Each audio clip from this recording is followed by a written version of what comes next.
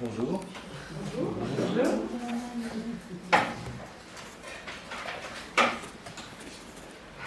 Épisode 2 de notre série. Je pense que la semaine a dû être difficile. On attend avec impatience. Oui, il me semblait.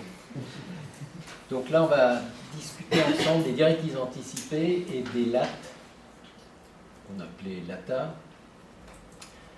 C'est pas moi qui définirai et qui vais revoir comment ce protocole de soins à l'entrée doit se faire. C'est pas moi qui dirai qui va informer le patient de ce que sont les directives anticipées.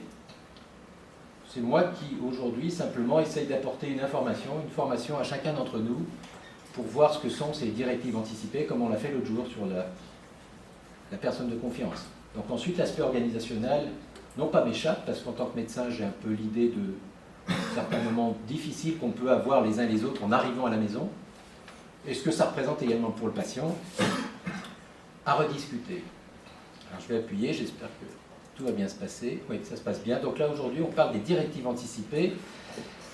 Bon, la rédaction des directives anticipées permet d'exprimer ses volontés, d'accord, par écrit, concernant des décisions à prendre en situation de fin de vie, concernant des traitements, des actes médicaux dont on souhaite qu'ils puissent être arrêtés, non engagés ou limités.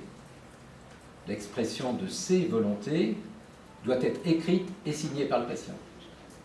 Dans tous les cas, le médecin doit s'abstenir de toute obstination déraisonnable.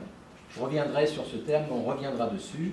Il apparaît ici, non pas comme un cheveu sur la soupe, mais comme quelque chose qui dit et encadre la réalité de ce que peut représenter pour un patient son intention de consentir ou non à des soins et dans quel contexte. Donc deux modèles que je vous ai mis là en lien, très interactifs, hyper connectés, et qui, je trouve, sont des modèles qui, pour l'instant, ne sont peut-être pas les modèles qu'on a utilisés chez nous, mais l'idée d'une présentation comme ça est peut-être de faire évoluer le modèle, d'en trouver. En tout état de cause, c'est de nous aider au plan pédagogique à accompagner ce patient dans l'écriture de ces directives anticipées. Je rappelle pour l'instant qu'on est bien sur ces deux modèles qui sont des modèles proposés par l'assurance maladie. Un clic, clac. Ça veut dire simplement que les directives anticipées, on peut les écrire à tout moment, on l'a vu, ou on va le voir, qu'on soit avec une maladie grave, en cours, ou en bonne forme. D'accord? On peut écrire maintenant. C'est un moment de réflexion qu'on peut avoir sur notre fin de vie. On peut l'avoir à tout moment, au café du commerce, pas sûr, en étant bourré probablement, ce qui globalement augmente le risque d'une mort accidentelle alors qu'on pensait être en bonne santé, donc en parler avant, ça peut être utile. Bon, ce modèle A, qui est effectivement, je suis atteint d'une maladie grave, je pense être proche de la fin de ma vie, est intéressant parce qu'il est assez simple, je n'ai pas dit simpliste, simple. Ah. On ne le voit pas. Donc c'est un... Il apparaît bien là. Ouais. Bon. On ne voit pas l'écran là, qu'est-ce qu'on fait? On avait testé, on est là depuis 6 h du matin. Moins moi en tout cas. Non, pas 6 h. Bon, on va faire, vous savez, comme quand il y a un petit problème à la télévision, on va attendre, on va meubler. Alors on ne va pas meubler, on va simplement, qu'est-ce qu'elle fait? Il m'enlève mes trucs. Non, on ne peut pas. Bon, ça fait rien. Bon, simplement, je vous enjoins d'aller sur les sites, vous pourrez les ouvrir. Ah, non, c'est pas grave. Ces deux modèles disent un peu des choses simplement. C'est-à-dire, au fond, il est un cadre premier qui est, ben, si je suis dans le coma, voilà, je souhaite ou je ne souhaite pas qu'on me maintienne en vie. Aussi simplement que ça. Ok. Ensuite, si j'ai été maintenu en vie, si on m'a mis des tuyaux, je souhaite qu'on puisse enlever les tuyaux, en remettre davantage, etc. Donc, c'est décrit de façon assez simple, décrivant des situations qui, effectivement, ne sont pas celles de notre quotidien, mais auxquelles on peut être confronté. Et je trouve que, en tout cas, ça fera bien l'objet d'un travail indispensable pour maîtriser ça, que ça reste une approche simple, et que permet de guider un patient, son entourage, vers une décision. Ok. Le contexte, une situation de fin de vie, on l'a dit, peut intervenir à tout instant, brutalement, après un accident, à l'issue d'une maladie grave. Il peut paraître difficile, on l'a dit, angoissant d'envisager cette extrémité, mais réfléchir, échanger avec ses proches, son médecin, sa personne de confiance sur ce que pourrait être notre volonté, nos choix dans une telle situation, à un moment où on peut encore réfléchir, s'exprimer, semble quelque chose effectivement d'envisageable. En tout cas, ensuite, lors de l'entrée de l'hôpital, en HAD, en institution, une information doit être apportée. Là, on va basculer sur la notion du devoir, des droits, comme on l'a dit tout à l'heure, et de nos obligations. Doit être apportée aux patients par l'équipe soignante sur ce que représentent ces directives anticipées et comment les élaborer. Là, on rejoindra les liens hypertextes. Il doit être rappelé qu'il ne s'agit pas d'une obligation. Donc, dans ce contexte, on est bien une fois de plus sur des personnels informés, formés, et je pense que on ne fera pas aujourd'hui des jeux de rôle, mais je pense que ça fait partie, très certainement, de quelque chose qui peut nous aider à accompagner cette démarche autour des directives anticipées. Donc l'équipe soignante doit être informée sur cette procédure, elle peut légitimement l'appréhender et doit être formée à sa réalisation. La même chose, même question tout à l'heure, est-ce que c'est au moment de l'entrée qu'on doit faire ou pas? Et la question surtout, c'est qu'on est à peu près d'accord qu'on reçoit la majorité de nos patients, pour ne pas dire 90%. Pour ne pas dire 80. C'est une tentative de sabotage. Je ne sais pas. Non. Je continue. Maintenant, au pire, ça bouge le truc là. C'est bon? Ok. À tout moment, à son cabinet, le médecin, effectivement, est dans la même démarche. Ce qu'on discutait l'autre jour aussi, c'est que les patients qu'on reçoit, qui sont chez eux, qu'on prend en charge en HAD, ont tous un parcours qui pourrait laisser à penser, au regard des pathologies qu'on suit, que cette problématique autour des directives anticipées a été abordée, comme celle de la personne de conscience. On est un peu dans l'idée que ce n'est pas aussi simple que ça, et qu'effectivement, très souvent, nombre des patients qu'on a, et en cancéro en particulier, sur des projets de fin de vie, ont une idée peut-être assez limitée de ce qu'est cette problématique des directives anticipées, et surtout ont une idée parfois assez limitée de ce qu'est le projet thérapeutique dont ils relèvent. On est un peu dans l'idée que tout ça limite beaucoup de choses. C'est la difficulté de notre exercice. Pour qui et dans quelles conditions toute personne majeure peut, si elle le souhaite, rédiger ses directives anticipées concernant sa fin de vie. Il s'agit d'exprimer ses volontés par écrit, de les signer. Dans l'incapacité de les écrire, on rejoint un peu la même chose. On a vu pour la personne de confiance. Deux personnes choisies par le patient. Il est encore conscient, mais il ne peut plus écrire. Pas de programme, pas de directive anticipée. L'aideront à les rédiger en témoignant ainsi par écrit de l'expression du patient et de ses souhaits, de sa volonté libre et éclairée. Dans le cas où le patient fait l'objet d'une mesure de tutelle, on est dans la même problématique qu'évoquée précédemment. Elles seront rédigées avec l'autorisation du juge et le cas échéant du conseil de famille. Les directives anticipées sont valables sans limite de temps. Le patient peut revenir dessus à tout moment et en général, s'il en a du moins. S'il en a écrit plusieurs, parce qu'il est prolixe en ce domaine, pour l'instant, on est à peu près dans l'idée qu'on a à peine 10% des patients en fin de vie qui ont pu écrire des directives anticipées. Donc le côté prolixe, à moins que ça nous tombe dessus, est assez faible en termes de probabilité.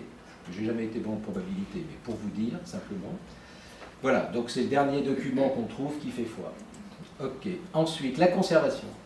Je parle bien des directives anticipées. Les directives anticipées, bien sûr, doivent être facilement accessibles. On a à peu près l'idée de pourquoi. Elles peuvent être chez le médecin traitant, chez le patient à son domicile, dans un endroit que le patient aura souhaité faire connaître à tous. C'est sûr que s'il plante ces directives anticipées, on pourra peut-être reconsidérer la pertinence qu'elles avaient. Dans le dossier numérique du patient, par sa personne de confiance, à l'hôpital, l'institution, bien sûr, dans le dossier médical, en HAD, vous savez tous où elles sont, et par SAMU, dans le cadre des process qu'on a d'échange avec eux sur les malades particulier. Leur place dans la prise en charge, alors les directives anticipées sont dites opposables aux médecins et aux équipes soignantes qui doivent accompagner au mieux à leur réalisation. Il n'empêche que, en fonction de ces directives anticipées, il doit être question chaque fois que l'institution le peut de faire proposition de soins palliatifs et le plus tôt, et de dire comment ils seront mis en place si on est dans une procédure de limitation de soins. Dans deux cas particuliers, ces directives anticipées peuvent être, l'opposabilité peut être rediscutée, on est d'accord, l'urgence vitale, dans ce cas-là, on fait ce qu'on a à faire et on cause après, si je peux me permettre l'expression. Et puis lorsque les directives anticipées paraissent totalement en décalage avec la situation, on a de nombreuses situations que vous retrouverez, mais c'est sûr que la jeune fille qui vient de se faire plaquer par son mec et qui décide tout à coup, parce qu'elle est opérée de l'appendicite, qu'il ne faut pas l'opérer, et que sa péritonite, on la laisse aller, on se dira que les directives anticipées sont peut-être à reconsidérer et elles ne seraient pas opposables à l'équipe médicale qui fera ce qu'elle a à faire. Dans tous les autres cas, si le médecin, dans tous les autres cas, c'est deux cas d'exception, si le médecin ne souhaite pas valider ces directives anticipées, il sera dans l'obligation de mettre en place une procédure collégiale, dont on discutera, et qui a peu de chances de le laisser aller à l'encontre de ces directives anticipées, mais en tout état de cause, il y a une procédure collégiale qui est obligatoire et qui fera rediscuter la limite que le médecin a posée initialement. Si aucune directive anticipée n'est écrite, on rejoint à ce moment-là la notion des échanges réguliers, de la personne de confiance et dans certains contextes de la procédure collégiale. La traçabilité des échanges contribue à la qualité du suivi. Nous savons tous ce qu'est la traçabilité dans cet établissement, ses limites, ses difficultés, son œuvre et la qualité des suivis. Alors, qu'appelle-t-on l'obstination déraisonnable, ce qui est un peu classiquement ce qu'on appelait l'acharnement thérapeutique autrefois. Bon, si l'acharnement, du moins l'obstination déraisonnable ou acharnement thérapeutique, lorsque des traitements sont poursuivis alors qu'ils sont inutiles, disproportionnés ou n'ayant pas d'autre effet que le seul maintien artificiel de la vie. On est là-dedans. Alors ensuite, ça peut être complexe dans les approches. En pratique, que dit la loi? Le patient peut refuser tout traitement. C'est la notion de « je ne consens pas à un traitement ». À nous de l'informer le médecin doit alors s'abstenir de toute obstination déraisonnable. D'accord.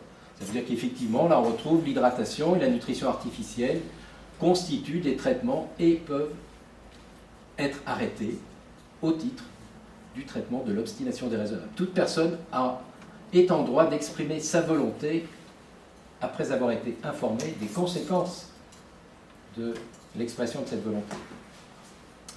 Les critères pour juger de l'obstination déraisonnable, c'est, on l'a dit, les examens, que ce soit des examens, des traitements qui sont qui s'avèrent inutiles ou disproportionnés, n'ont autre effet que le seul maintien de la vie. D'accord ? On est toujours là-dedans. Et en l'absence d'éléments permettant d'établir la position du patient, son refus des traitements ne peut être présumé. Et là, on rejoint une fois de plus la personne de confiance, on rejoint, etc., la même démarche. Les critères relatifs à la volonté du patient, les directives anticipées, la personne de confiance et les témoignages. On est une fois de plus dans une dynamique dont on verra à peu près tout à l'heure ce qu'elle représente. Ce n'est pas quelque chose de figé, mais c'est l'histoire d'un patient, c'est un parcours, c'est des intervenants divers qu'il nous faut connaître. Et que se passe-t-il après l'arrêt des traitements jugés déraisonnables? Eh bien, on se doit à ce moment-là de mettre en place des soins palliatifs dont on peut quand même considérer qu'il serait bon de ne pas attendre l'excitus du patient ou les quelques jours avant sa mort pour en parler. On verra un peu les modèles, effectivement, de soins continus que l'on peut discuter. Principe clé, toujours la même présentation, droit du patient majeur, devoir des personnels soignants, expression des volontés du patient concernant les décisions à prendre en situation de fin de vie, écrites et signées.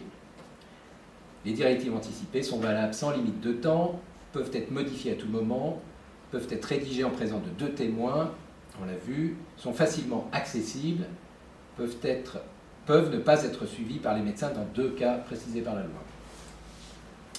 Les attendus de la certification, la certification attend de nous ce qu'on a discuté l'autre jour, qu'on soit des soignants efficaces, qu'en ce sens, on respecte les droits du malade, les standards pratiques, et que dans ce cadre, effectivement, on l'informe sur ses droits à l'écriture, à l'élaboration de ces directives anticipées. On n'est pas dans, on les écrit ensemble, on est dans une première étape. Je crois que c'est cette temporalité qu'il faudra qu'on discute sur l'aspect organisationnel. On se doit simplement, lors de l'entrée, alors bien sûr, vous allez me dire, et vous me direz très certainement, et puis on se l'est déjà dit, oui, mais vous comprenez, on commence à leur en parler,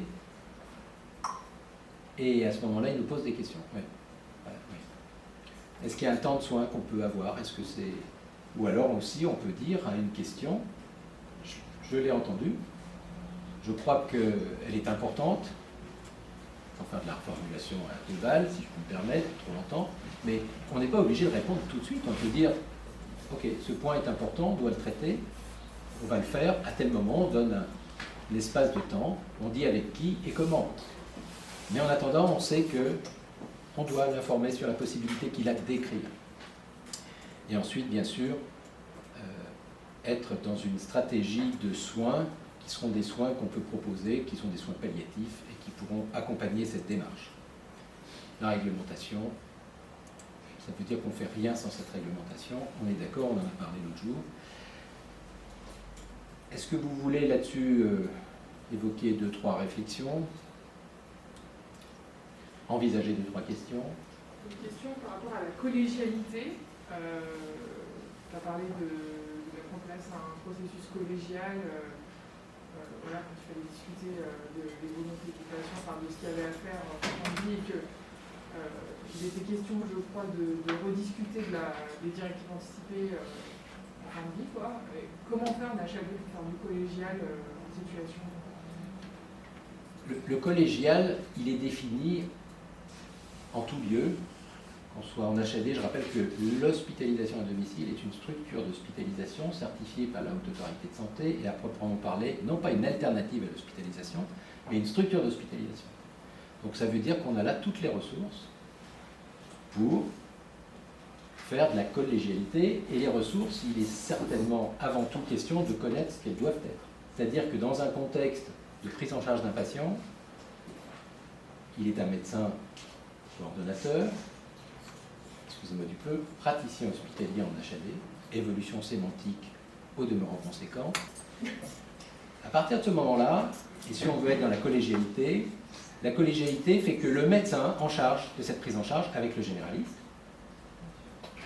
va demander à ce que un ou deux autres médecins, non en rapport hiérarchique avec lui, interviennent pour l'analyse de la problématique. Ça, c'est au plan médical. Ensuite, la collégialité s'exprime par la réunion de l'équipe soignante, infirmier, assistante sociale, psychologue, diététicienne, l'équipe qui constitue l'équipe d'HAD, plus ou moins les libéraux qui pourront intervenir. Et dans ce cas-là, on est effectivement dans un tour de table, et on verra un peu plus loin dans la présentation que cette collégialité, qui est au fond un questionnement sur on en est où, qu'est-ce qui explique ce on en est où, l'état du patient, des tas de choses, qu'est-ce qui nous permet de mieux connaître ce qu'étaient ses idées, les témoins, un moment ou un autre, on l'a vu. Donc voilà, la collégialité, elle s'exprime bien effectivement sur des ressources à mobiliser, une temporalité, des réunions, une traçabilité et une décision in fine qui sera prise par le médecin qui a convoqué cette collégialité, qui est en charge du suivi du patient. Donc en HAD, a priori, pas a priori d'ailleurs, et je rappelle que dans le cadre de la certification, on nous dira vous êtes à même de mener une procédure de sédation profonde continue. Très bien. Les textes sont très précis là-dessus. Vous allez nous dire un petit peu au fond où sont exposés en pratique la mise en œuvre de ces textes. La collégialité, c'est quoi, comment vous faites, etc. On est là-dedans. C'est-à-dire qu'au fond, à défaut de la certification, on parle une fois de plus de soins et de compétences pour les mener. Puis au fond, vous voulez réaliser une sédation profonde continue à domicile, très bien, mais bon, est-ce qu'on est sûr d'avoir un lit de dégagement si la sédation profonde continue qu'on met en place ne réussit pas, si la famille échec? Qu'est-ce qu'on a discuté en amont? Où on en est? Quelles sont les thérapeutiques de soins palliatifs que vous avez pu mettre en œuvre avant de décider une sédation profonde qui aura été d'abord proportionnée? D'accord? Est-ce qu'on a bien la compétence de soins palliatifs pour faire que ce patient qui a des symptômes qui peuvent être physiques ou psychiques, mais qui ne supporte plus, qui est dans une situation de souffrance telle, soit sédaté? Est-ce que vous avez bien la compétence pour que les soins palliatifs qu'il devait recevoir en amont ont été dispensés? Équipe mobile, interaction avec les unités de soins palliatifs, compétences en interne. Est-ce que vous avez écrit tout ça? Est-ce que vous avez aussi dit, dans le cadre de ces projets thérapeutiques qu'on essaye de revoir, de voir même quand le patient arrive, est-ce que vous avez pu dire un peu l'évolution qu'il y a eu de la discussion avec cette famille, avec ce patient? La collégialité, elle commence là, d'une certaine façon.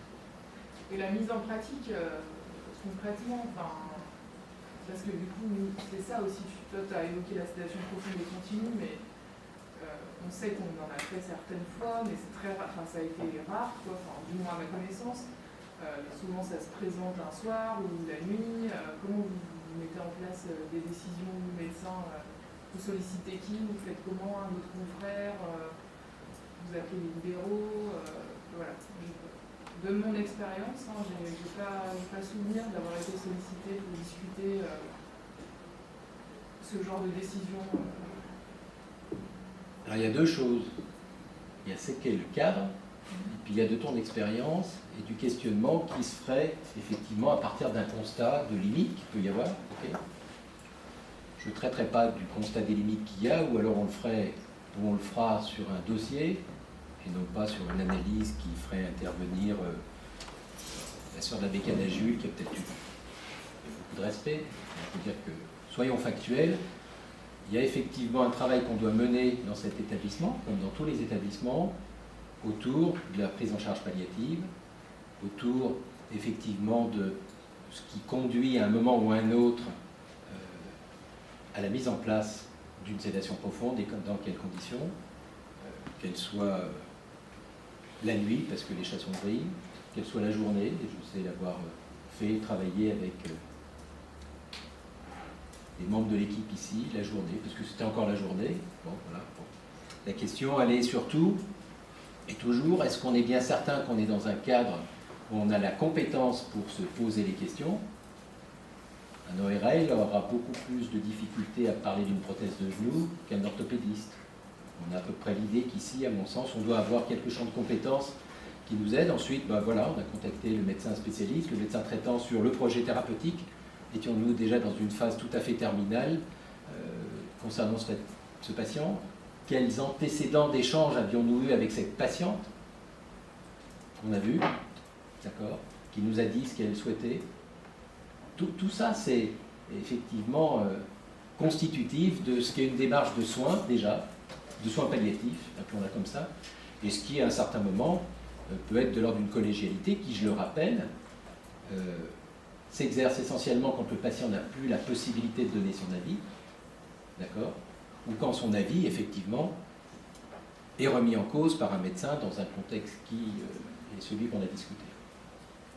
Donc voilà ce que je pourrais dire par rapport à la question posée, mais je crois qu'on a à travailler, c'est l'objectif un petit peu de ces petites formations, c'est bien présomptueux, vous avez compris que je n'étais pas juriste, vous l'avez certainement perçu à travers différents propos, mais je crois que simplement je suis médecin, soit ensemble ces problématiques de fond, de droit, d'éthique, de référentiel de soins, ça nous permet d'abord de tenir le coup ensemble, parce qu'on a des prises en charge qui sont parfois difficiles, et ça nous permet d'avoir aussi de mieux nous connaître, puis peut-être de se dire, tiens, l'équipe mobile elle est là, je peux passer un petit coup de fil, on s'appelle, ou bien, voilà, des fois entre le bas et le haut, la dimension de transversalité peut s'exercer entre différents étages et au même étage. Voilà, en tout cas, si on a une formation commune, je trouve qu'à partir de ce moment-là, on peut se poser des questions. Se poser des questions quand on n'a pas de formation, c'est pas se poser des questions, c'est perdre du temps.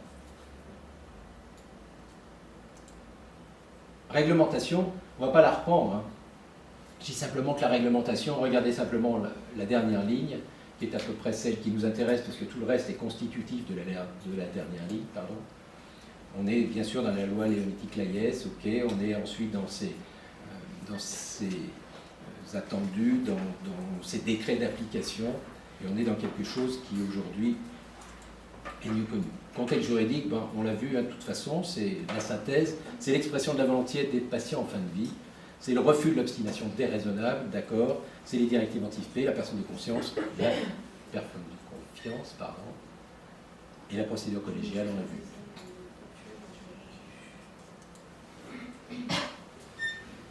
Bon, les lattes.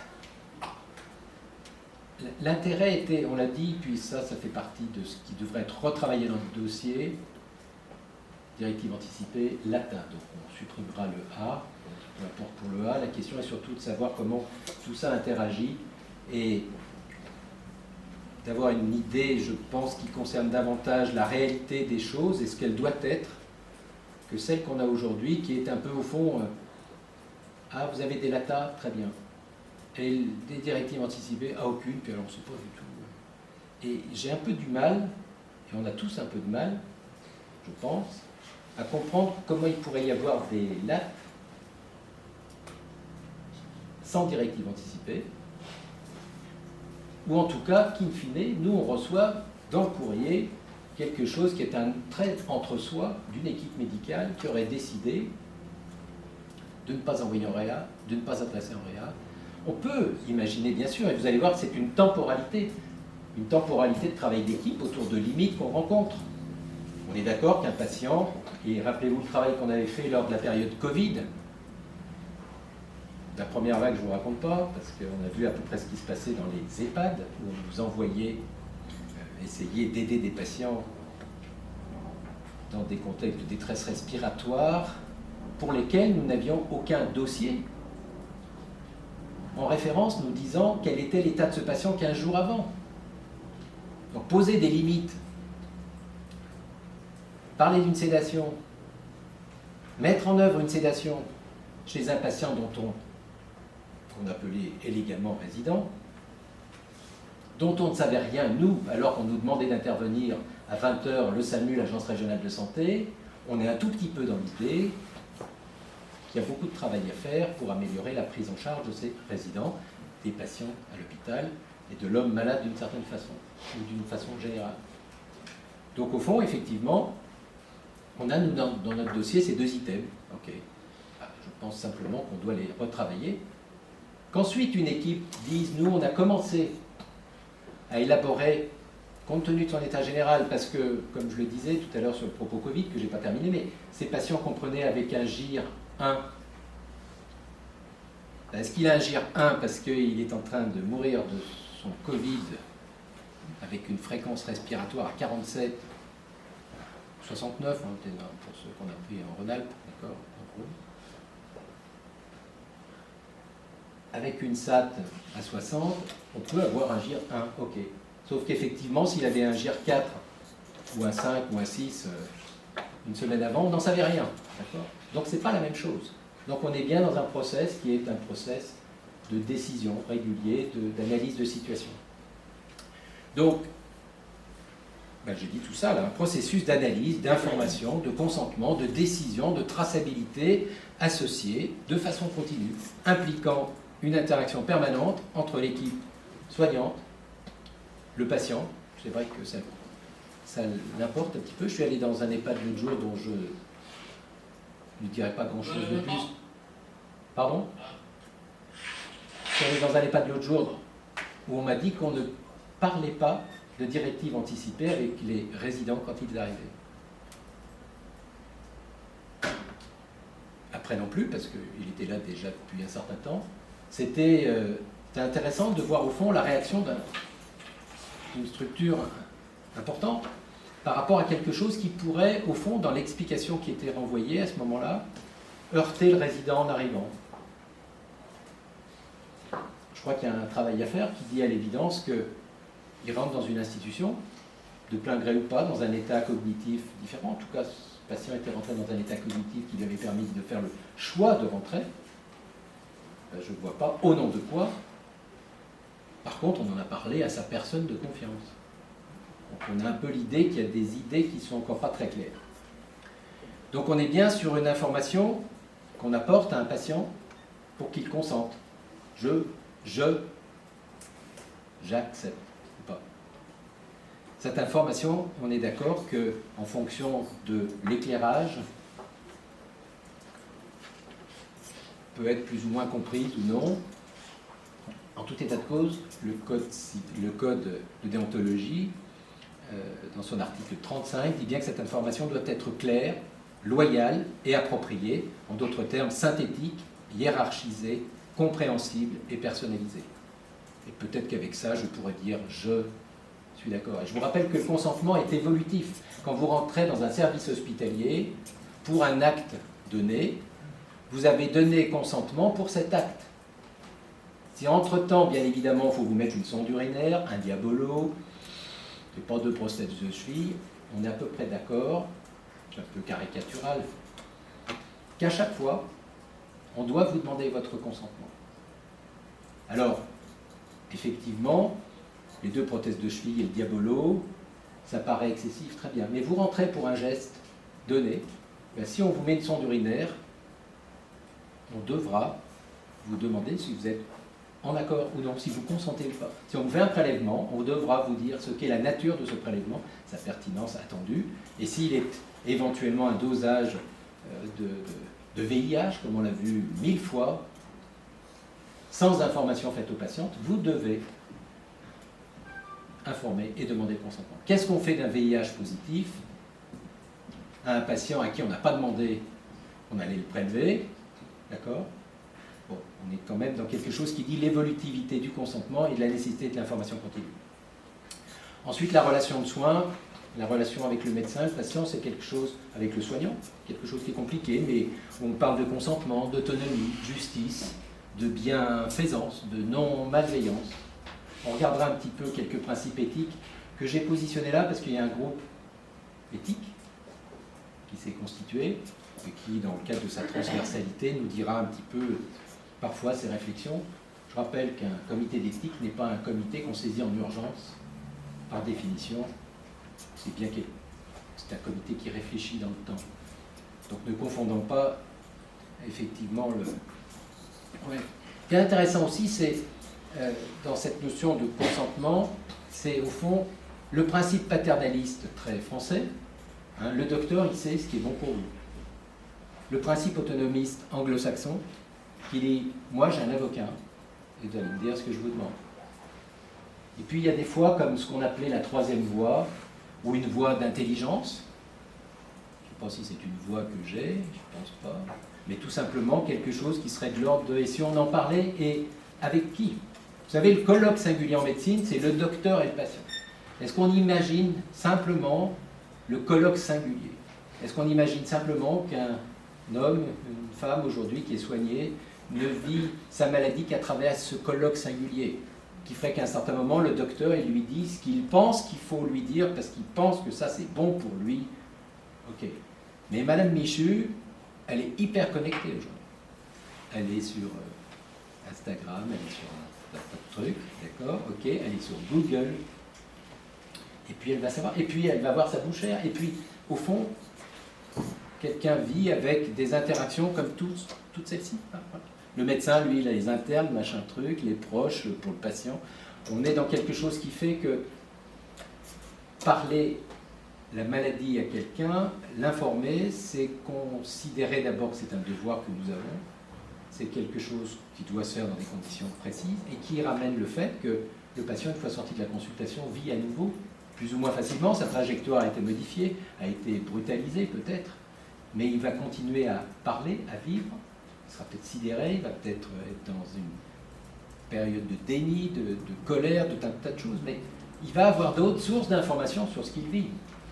Il y a d'autres personnes, il y a d'autres gens qui vont lui parler.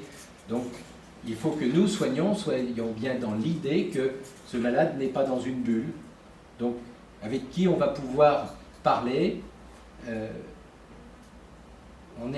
Donc, le paternalisme, l'autonomie, ben, c'est effectivement une troisième voie qui est de dire comment on parle ensemble et qu'est-ce qu'il nous dit d'eux, quelles sont les représentations qu'a ce patient. Le principe autonomiste anglo-saxon est compliqué, hein, parce que vous avez l'avocat, ok, donc vous n'avez pas dit ça, on filme l'intervention chirurgicale aujourd'hui, parce que attention, c'est un truc qui... On est dans quelque chose où il y a un rapport de force, mais le rapport de force existait avant, dans le contexte du paternaliste aussi. Donc il faut évoluer, faire évoluer. Donc l'éthique médicale, c'est quelques petits mots, mais... Moi, des petits mots. Les grands principes éthiques, c'est l'autonomie, c'est le principe de l'autonomie, et de reconnaître la faculté d'une personne d'avoir des opinions, à faire des choix et agir par lui-même en fonction de ses propres valeurs et croyances. Ensuite, et vous verrez, il y a un lien, j'ose pas appuyer. Non, j'appuie pas. J'ai trouvé un lien cette nuit, j'ai cherché des liens. Vous savez, c'est important le lien en médecine. Créer des liens, pas ceux qui font qu'on s'attache au lit ou qu'on l'attache au lit, mais il y en a d'autres. Donc celui-là, il ne marche pas. Donc vous irez le voir après. C'est un truc qui est fait par un groupe infirmier qui travaille en éthique et qui, moi j'ai repris des petites lignes, parce que je n'ai pas plus de temps, mais au fond, l'idée c'est d'aller voir. C'est d'avoir envie d'aller voir. D'avoir envie, d'accord? Donc là, on est sur... Ensuite, la bienfaisance, c'est le principe... Oui, ce que je voulais dire sur le principe d'autonomie, c'est soyons bien certains aussi qu'avoir une opinion, pouvoir l'exprimer, avoir un avis. Avis et opinion, c'est pas la même chose. Soyons bien certains aussi que le patient est dans une situation de liberté et que nous soignons, permettons cette liberté. Et un des éléments fondamentaux de la liberté, c'est peut-être avoir des capacités de choisir, de dire je vais à tel endroit, parce que j'ai une information qui permet de. Ok ? La meilleure façon de savoir ou de pouvoir identifier l'endroit où on va aller, c'est de savoir où on est. Ça, c'est dans le manuel des Castors Junior. Pour ceux qui ont une culture littéraire. J'ai pas mis le lien parce que... Voilà. Hein? Ok. Bienfaisance, le principe de bienfaisance, contribution au bien-être et à l'aide apportée à autrui. Non-malfaisance, le principe de non-malfaisance est l'obligation de ne pas nuire, de ne pas blesser, d'accord. Justice, ben c'est le principe de justice, c'est-à-dire qu'au fond, on va soigner quelqu'un, deux personnes différentes, mais qui ont la même chose de la même façon. Pouvoir mobiliser des ressources identiques. Et puis le dilemme éthique, alors c'est que, ben c'est quoi? C'est un conflit entre au moins deux principes éthiques qui, quoi que l'on fasse, de toute façon, ne permettra pas de régler la situation.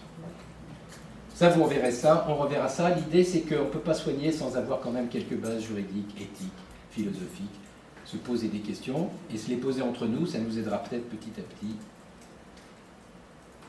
L'éthique médicale reste nécessairement complexe, participe à la fois à la déontologie, ensemble des règles internes à une profession, infirmière, médicale, de la morale et de la science. Le respect de l'éthique médicale constitue la meilleure garantie de la qualité des soins et de la liberté du malade. Il témoigne de la recherche d'une certaine forme de sagesse, de science avec conscience, dans l'exercice de la médecine contemporaine. Soyons sages. Les enfants, soyons sages.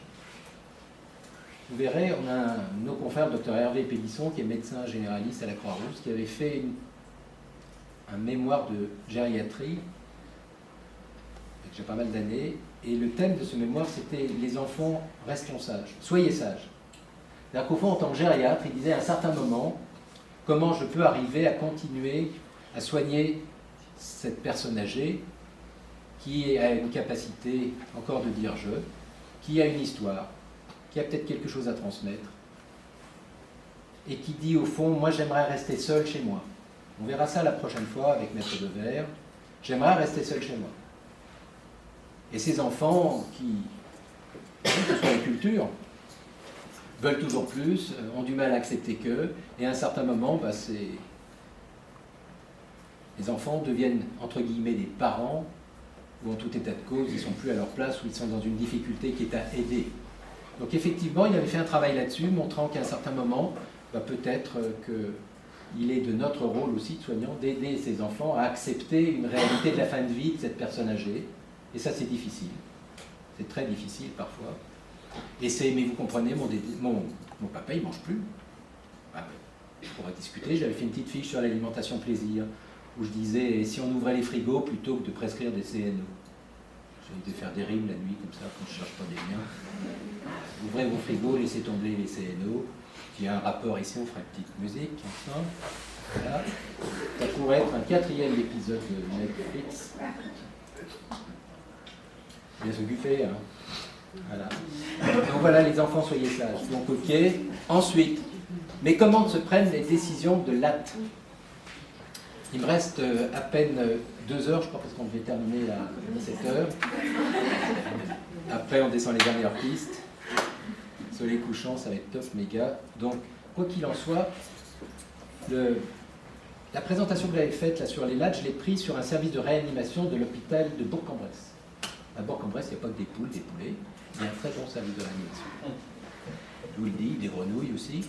Et ils ont fait un travail sur les LAT, parce que la réanimation était un des premiers lieux où on a traité la limitation de soins. On n'est pas réanimateur, on a un peu l'idée que Dieu nous en préserve, d'accord? Mais au fond, l'idée, toujours, une fois de plus, c'est, on le fait quand? En pré-hospitalier, aux urgences, dans un service. Si on peut éviter le dernier moment, c'est bien, mais c'est quoi le dernier moment? Ça rejoint ce qu'on disait tout à l'heure sur les directives anticipées, en sachant que c'est peut-être mon dernier moment. Hein. J'ai rien écrit. Je vous demanderai d'être généreux avec moi, d'éviter les actes disproportionnés. Quoi qu'il en soit, ensuite, les réanimateurs disent quoi? Non transfert en réa. Très bien, décision de ne pas proposer par le médecin en charge du patient. Non admission en réa, etc., etc. Décision anticipée de ne pas recourir à certaines suppléances. On rejoint un peu ce qu'on disait, comment on en parle un peu avant, etc. Et puis, lorsqu'il n'est plus à même d'eux, la collégialité, la fameuse, et à Bourg-en-Bresse, comme à la HAB de Lyon, tout est possible, comme chez Casto, en face. C'est pour ça qu'on s'est mis en face de Casto. Parce que ça serait possible. Voilà. Alors, en pratique, parce que c'est pas tout, mais hein, on se détend. Processus décisionnel théorique, collégial et multidisciplinaire, avec souhait du patient et avis de la famille. Vous voyez que par rapport à notre présentation dans le dossier, il y a quand même quelque chose qui dit que si on a dit qu'il n'y avait pas la possibilité de faire, ça serait bien que le monsieur qui peut-être aurait envie de faire, il sache qu'on lui a dit que ça ne sera pas possible. Je ne le retirerai pas parce que c'est une phrase qui n'est pas facile à redire. Mais bon, et puis comme on est tous ici totalement bilingues, parce que c'est la base pour entrer à soins et à la santé, a 4-step protocol for limitation for treatment in terminal care. Ça, c'est à Bourg-en-Bresse qui m'a écrit ça. Donc ça veut dire qu'au fond, est-ce qu'on en parle des fois? Mais des fois pas du tout. Bon, ben c'est dommage. Okay. Et puis, est-ce que tout à coup, parce qu'il y a une alerte, rappelez-vous d'un dossier qu'on avait traité en RCP, où des fois on dit en RCP, c'est quand ça va mal que tout à coup on se met à se dire que si on prévoyait qu'un jour ça irait mal, ça irait moins mal. D'accord? Je ne la redis pas non plus la phrase. C'est compliqué. Mais ça veut dire qu'anticiper c'est mieux. Anticiper c'est mieux. Et c'est ce qui est dit. L'alerte, ben, effectivement, la nuit, tu le disais, hein, Guillemette, qu'est-ce qu'on fait la nuit? Ben, faites ce que vous voulez, mais en l'occurrence, si on a un peu prévu ce qui se faisait, ce qui pouvait arriver, mais on ne prévoit pas tout. Mais entre pas tout pouvoir prévoir et tout maîtriser, l'imaginaire de la maîtrise, et à un certain moment, anticiper, écrire, protocoliser, discuter, échanger encore, en reparler. Bon. Réunion formelle régulière. Nos fameuses relèves, mais pas que. Je ne suis pas le mieux placé ici, je le sais, pour parler de relève, mais j'en parle quand même. J'essaie. Au quotidien. Voilà. Et puis des fois, c'est simple comme un coup de fil. Hein. On peut s'appeler, on peut appeler le médecin, on peut appeler l'infirmière, on le fait souvent. Je trouve. Et puis il y a la visio, il y a des tas de trucs. Mais bon, les outils, on peut les multiplier, ils ne feront rien de plus que ce qu'on a bien envie de faire avec eux. Donc un bon téléphone, moi ça me va bien, des fois. L'aide à la décision, cette décision, ce qui est important, c'est qu'elle va se faire, on va le voir, sur l'état général, on l'a dit. Hein. Un patient qui a un GIR1, lui proposer une réanimation, il faut peut-être faire un scan au réanimateur à ce moment-là. Scan cérébral, le docteur qui propose la réa. La question, c'est de dire aussi que le docteur, il peut être en difficulté. Il y a une belle diapo après, vous allez voir, qui montre que tout le monde est en difficulté. Et si tout le monde est en difficulté, ensuite, on est dans une situation qui est peut-être réversible. On va passer un cap. Il faut toujours pouvoir réévaluer, être certain que cette limitation de soins qu'on a posée, elle est bien certaine, mais on la réévalue. Puis s'il va mieux, peut-être qu'on peut rediscuter. Et si on en parlait? Évaluation pronostique des maladies sous-jacentes. C'est vrai que il y a un rétrécissement aortique, le TAVI a été récusé. Le TAVI, vous savez, c'est le truc qui fait que des fois on va moins mal quand on a un rétrécissement aortique, c'est une chirurgie d'une façon ou d'une autre. Bon, ça veut dire que tout ça, c'est à prendre en compte. Qu'est-ce qu'il a eu comme traitement? Et quelles seraient les séquelles de ce traitement, etc.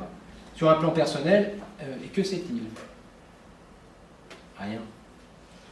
Un petit peu quand même. Vous savez, moi j'ai occupé d'un service de soins palliatifs un certain temps. J'ai accompagné à peu près 2000 patients en fin de vie dans ce service. J'ai pas vu un seul patient. J'ai pas rencontré une seule situation où le patient ne savait pas ce qu'il était en train de vivre. Vous savez, on a deux certitudes, on naît, on meurt. Comment ça se passe entre-temps, ça dépend des dingues qu'il y a sur la planète ou pas. En attendant, on écrit beaucoup de choses sur la capacité que l'enfant a au moment où il est prêt de sortir du ventre de sa mère. On pourrait en écrire autant sur ce que l'homme en fin de vie, c'est non-genré avec un grand H, si c'est encore autorisé par quelques dingues, et à même de percevoir de ce qu'il vit. Les anciens se couchaient, appelaient les amis en disant « je vais mal ». Les éléphants vont au cimetière des éléphants. Vous savez, la queue dans la trompe, machin truc, nous on fait ce qu'on veut, c'est planète compliqué, probablement, mais ça veut dire qu'à un moment donné, on sait qu'on va pas bien. On sait bien, biologiquement. Ce père qui a 35 ans, qui ne peut plus bouger, son petit garçon qui en a 5, qui était dans mon service, savait que son papa allait mourir, c'est tout. Donc c'est comment on apporte cette information, c'est comment on parle de ça, d'accord? Que veut-il? Ben oui, mais s'il ne sait pas, est-ce qu'il veut? Il faut arrêter de penser que les gens ne pourraient pas faire pourraient pas choisir si on leur dit bon. Ben oui, au fond, qu'est-ce que vous voulez? Ben moi je veux partir à Bora Bora, votre dernière chimio, j'en ai rien, mais ne m'en parlez pas. Oui, mais vous comprenez? Non? Ok. Que ne veut-il pas? Ben oui, c'est... Qu'exprime la famille? Ok, vous voyez, hein, en France des portes ouvertes. Alors, ça c'est pas mal parce que au fond, des fois, on se rend compte que c'est tellement compliqué que c'est difficile de se dire comment on va faire. Parce que le docteur, il est en verre, là. Je ne sais pas pourquoi ils nous l'ont dit en verre. Il a un vécu personnel, il a une histoire, d'accord. Bon, est-ce qu'il a fait une psychanalyse? Oui, d'accord. Et 3 psychanalystes sont morts suite à cette psychanalyse, parfait. Peut-être pas le mec qu'il faut recruter, j'en sais rien. Expérience en soins palliatifs, pas du tout, oui, non. Bon, ok, il y a un docteur, d'accord. Et puis il y a un docteur, puis il doit y avoir des personnes de confiance, elle est alliée, elle est opposée, il y a la famille, il y a le temps, il faut faire tout de suite. Voilà, ok, cool, relax. On l'a pas toujours. Est-ce qu'on peut différer la décision? Ok. Et puis il y a, est-ce qu'on est in the middle of nowhere, vous savez, le trou du cul du monde? Ou est-ce qu'on est au CHU de Lyon? C'est pour dire que des fois c'est pas simple. Alors le niveau A, on est d'accord qu'on ne va pas revenir là-dessus. Sachant simplement tout ce qu'on a discuté sur la pertinence qu'il y a de conclure à ça. Ensuite, un premier temps, ben voilà, le premier temps d'équipe, hein, on se termine, là, parce qu'il me reste 1 minute. Interrogation, voilà, on a vu, hein, c'est les directives anticipées. Qu'est-ce qui permet à l'équipe qui est autour du lit de s'interroger régulièrement, etc. Et puis on note une fiche. J'en sens là qui commence à craquer nerveusement. Là. On note une fiche, parce qu'il va falloir faire une fiche de plus, Suzanne. Une de moins peut-être. Moi j'aime bien faire des fiches. Oh, mais il faut travailler sur la représentation de chacun. Donc voilà, traçabilité. Voilà, c'est une fiche de l'ATA, mais on peut faire un autre, hein, surtout de l'AT maintenant, parce que c'est... Deuxième temps, niveau effectif. Niveau effectif, ben voilà, c'est un entretien est formalisé, d'accord? Et puis l'implication de la famille. On va vous faire rentrer. Ah bon? Vous avez un truc à nous dire? Ah oui, vous savez, ça fait quand même 2 mois qu'il est en réa. Et c'est pas du tout. Il rentre à la maison, ou bien dans ce service duquel il sort. Il faut qu'on... Voilà, c'est pour ça qu'on reçoit des patients qui, a priori, ont peut-être pu bénéficier à un certain moment de ces échanges. Et puis il faut parler juste, parce que vous savez, quand on dit on arrête l'HAD, vous arrêtez, mais on va devenir... Non, c'est on continue, on peut faire ça, on met en place tel soignant, d'accord. Et puis on arrête les soins. Hein, parce que, non, puis vous savez, c'est futile, ces traitements, non, il faut parler juste, c'est-à-dire dire, le traitement n'a plus la même place. Le traitement qu'il a peut-être aujourd'hui, c'est une souffrance ajoutée. cette perfusion qu'il a, ce risque qu'il a d'avoir une infection. Je n'ai pas vu beaucoup de ces patients dans mon service, ou même ici, quand on parlait, ou avec la famille, de cette souffrance ajoutée qui disait « on en veut encore ». Par contre, on a un questionnement légitime, mais si on arrête ce traitement, si on arrête ce traitement, il faudra dire ce qu'on pourra faire, ce qu'on peut faire, les soins de confort qu'on met derrière. Et puis il y a le troisième temps, application du niveau 3, toujours à Bourg-en-Bresse, accompagnement de la famille. On est d'accord que cette temporalité elle est très interactive, très intriquée. La famille, on l'accueille dès le début, et puis c'est même eux qui nous accueillent chez eux. C'est un tout petit peu comme ça que ça se passe. Voilà, il y a une panne d'électricité qui va survenir là ou pas? Est-ce que je vois que... Non, c'est bon. Bon, il faut avoir des protocoles. Alors les protocoles, est-ce que c'est automatiquement bien? Est-ce qu'il faut toujours les évaluer? Est-ce qu'on n'a pas parlé trop tôt de ce qu'il fallait faire? Est-ce qu'on n'a pas été trop ci, trop ça? Je crois qu'en tout état de cause, il faut essayer d'avoir une standardisation de pratique, de la parler, de la partager, de la faire évoluer. Et puis il faut que les relations avec la famille soient claires, entre soignants également. Pas de tabou concernant la notion de la mort. C'était écrit comme ça, je l'ai gardé comme ça. Remettre de l'humain dans la technicité. Il faut essayer. D'accord?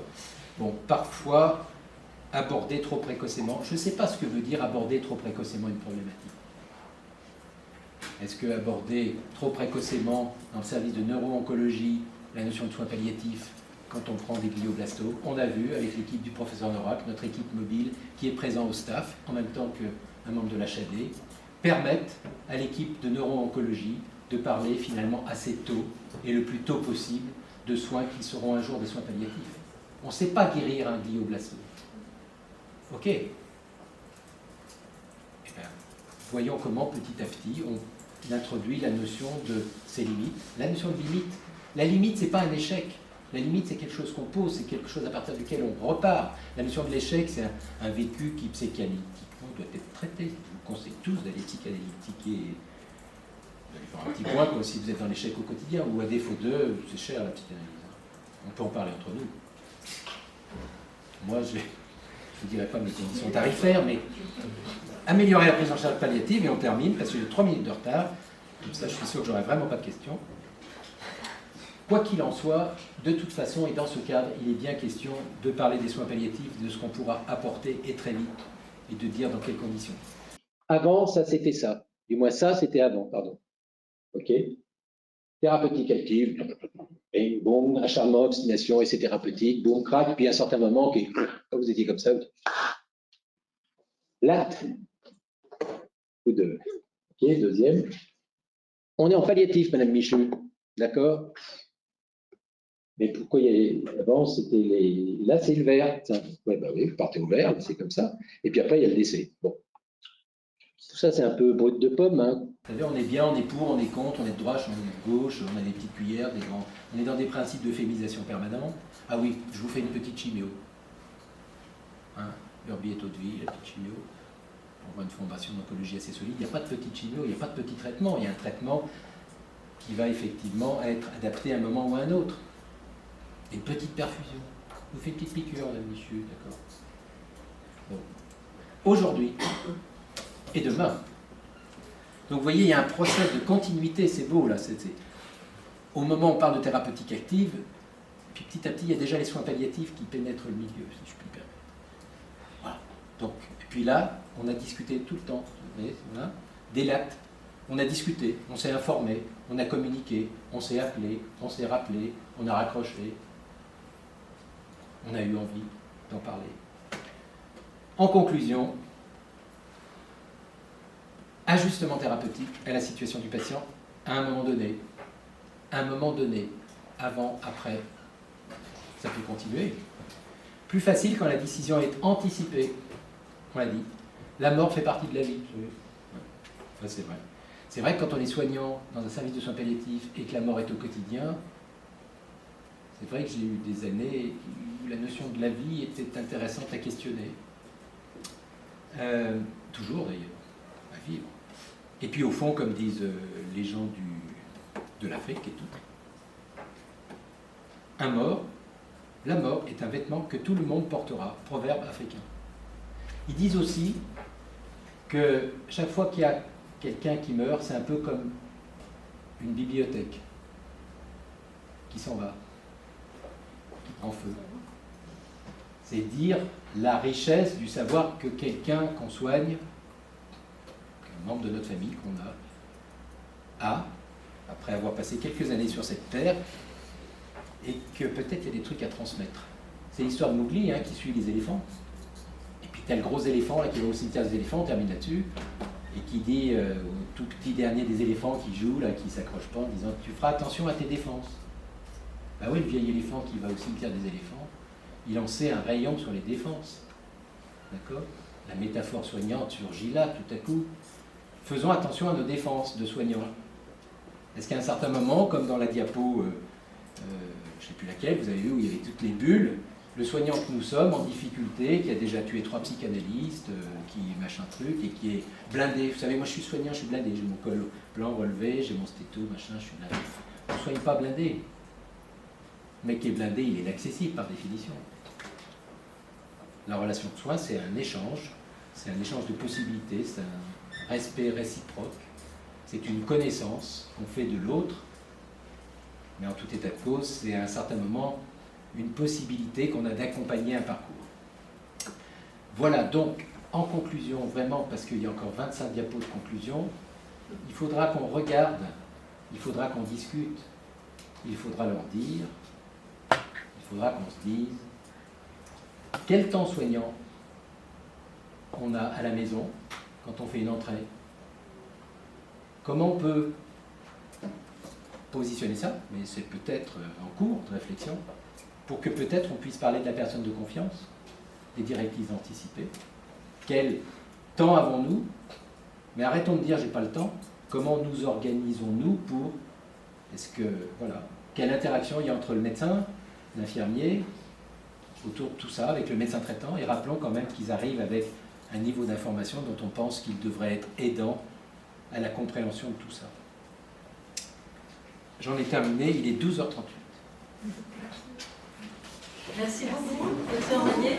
Prochaine intervention dans notre série, donc Maître Devers, qui viendra le 27 avril pour nous parler plutôt sur une approche juridique et réglementaire du patient isolé. Merci à vous. Merci.